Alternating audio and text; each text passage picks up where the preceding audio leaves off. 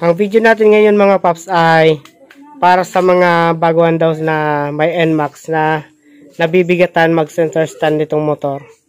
Oo, mabigat talaga itong motor kung bubuhatin nyo. Pero ang pag-center stand nito kasi mga paps, hindi yan binubuhat. Apakan nyo lang to. Itatayo nyo muna yung motor, then kapag naka-center na siya, apakan nyo lang to. Kusang aangat na yan. So, pakita ko sa inyo.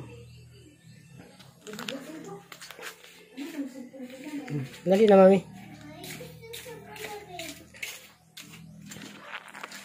So, kapag mag-center stand kayo nito mga paps, kahit na yung mga katulad kong maliliit, huwag yung bubuhatin to dahil mabigat talaga ito.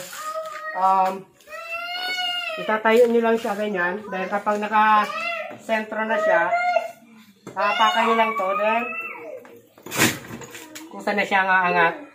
Then, sa pagbababa naman, kung naka-side lang kayo, hindi nyo sasakyan siya, aalalayan nyo pa rin dito para hindi bigla yung bigat ng pagbagsak. So, para maingatan natin na madami yung ating mags or ma-deform. So, ganito. Tulak lang po lang. Then, release. So, pag-stand, hapak. Then, pag ibababa, tulak. Yan. Ganun lang ka rin. So, yun ang purpose nitong flat na to. Itong surface na to mga paps. Hapakan nyo lang yan. Daddy! Yeah.